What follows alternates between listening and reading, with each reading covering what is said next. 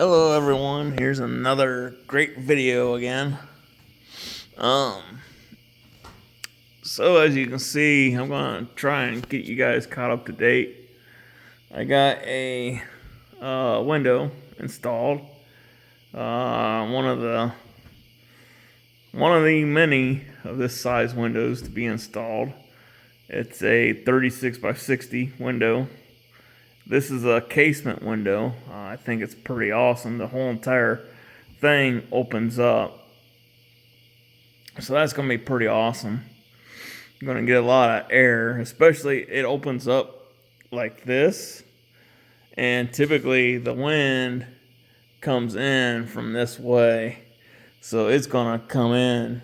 I might have to watch it on some days because it does get super windy here.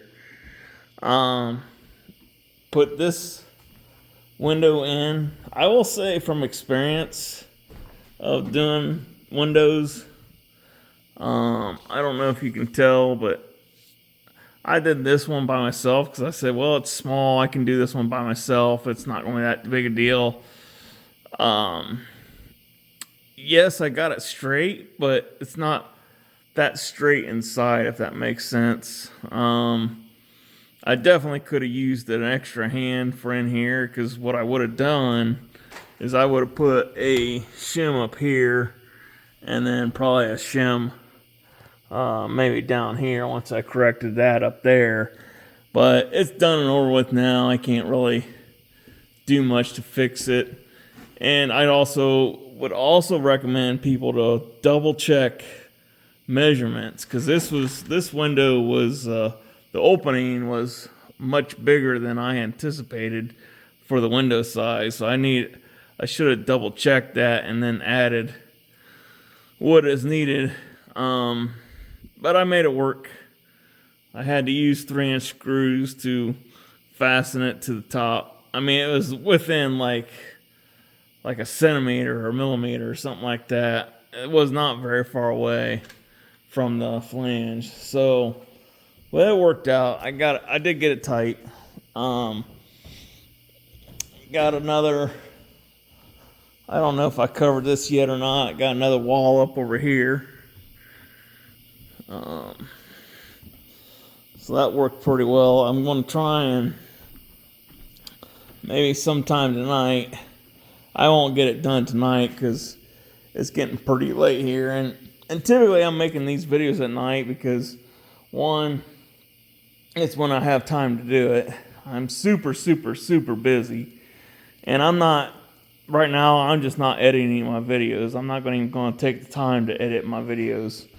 I do not have time to edit videos right now. I guess I could show you the doors as well. So here's the doors. The one on the left from the viewing angle will be the front door. I more than likely will paint that white. I don't like that color. I got both of these doors at an auction, and I got these at really good prices. I couldn't turn them down. I mean, this door is immaculate. I mean, literally immaculate. I mean, the paint is just, it's just awesome. This door is fiberglass. And it still is okay, but I think I'm going to probably paint this white or something along those lines. So it's not a bad door at all.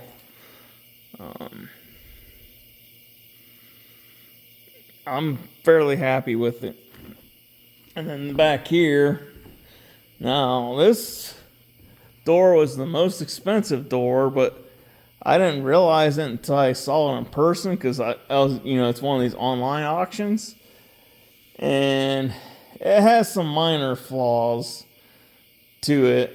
The door doesn't feel as solid as these two doors, if that makes sense. I'm certain, like, once I put it in and put screws and everything in it, it's going to be amazing, because it has a I don't know if you can see this, but it has a blind in here. This door was, even for an auction, was expensive.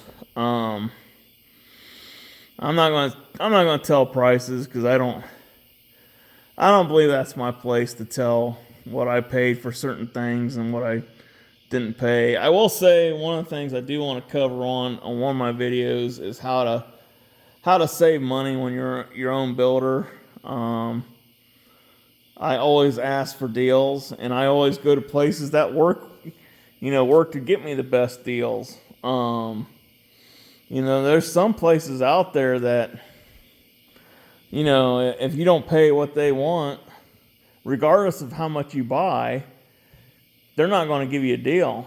But if you go to Joe Smo across town, even if it's like the same kind of shop, Joe Smo might give you a 10% or 15% or even 20% discount because you buy X amount and you're buying it all at once. And I think they want your business more so than the other people. And then I don't get it. I don't get why some of these places, just like shingles, I've been shopping around for shingles right now, and shingles have gone through the roof right now. I shouldn't have waited. I should have bought them like a month and a half ago, because the shingles that I needed, I don't know what's going on, but they're discontinuing them. I could have got them for $20 a bundle a month ago, and I didn't know this.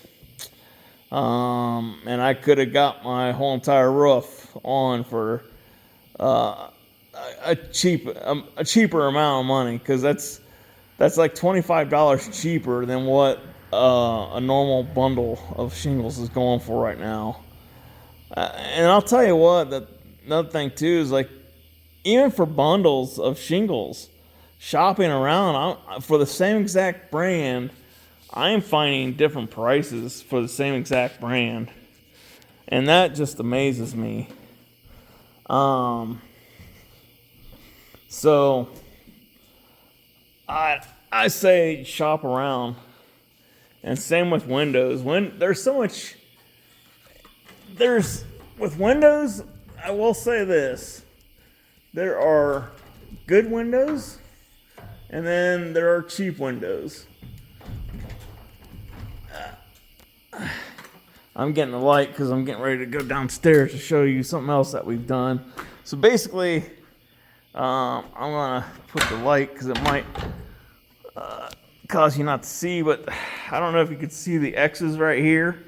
So this floor, for whatever reason, was sagging a little bit, and I went downstairs, and now you can see it's like perfectly level.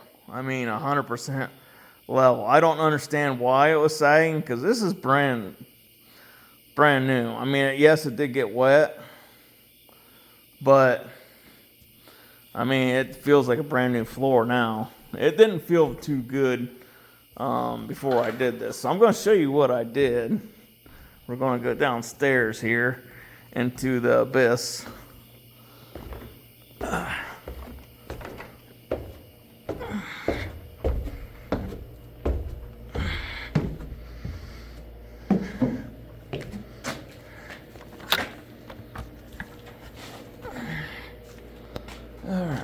So I'm not sure how much you guys can see, but basically right here, I added all these blocks of wood in here, and adding these up and leveling them out and making sure that they were square made all the difference in the world for that.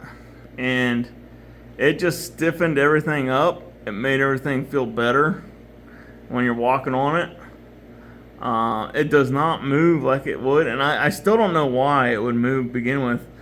This is the only section that I'm aware of right now where I've had like any major issues.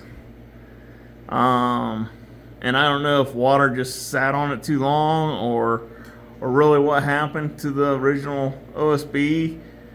You can see all the OSB around it I don't know, it doesn't look that bad. There is some, like, I mean, you can see over here, there is some little bit of water damage, but you're going to have, I mean, when you're building a house and you're out in the elements, you're going to have some water get in. You can't avoid it. Even for those people that say they have modular homes, you're still going to get water in those modular homes. I love how they say, because I've heard people say, oh yeah, they sat on my lot for, 6 months or 8 months before they can get to it. Well, all that time it's raining. And those modular homes, by the time you put them together, look how much water could potentially get inside those. So it's just a selling gimmick to tell people, like, oh well, if you build a house with us or a modular home with us, it'll never get dry never get dry. It'll never get wet or anything like that, and it'll always be built inside. And I said, well, when you build it inside, but when you go deliver it and you deliver it to someone's house and you leave it sit for 6 to 8 months, it's going to get wet. What do they think is going to happen?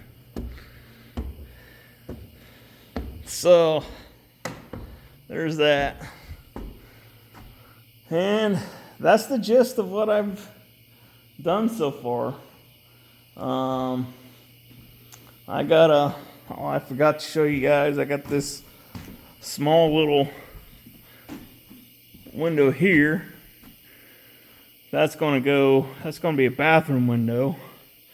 It's going to go into this other small little opening over here.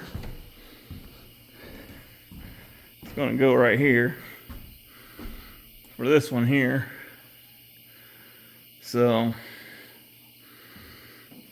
yeah, that's it for now. I'm gonna close this one out. It's already at 12 minutes. Thanks for watching Buckeyes Homestead, and I'll catch you in the next video.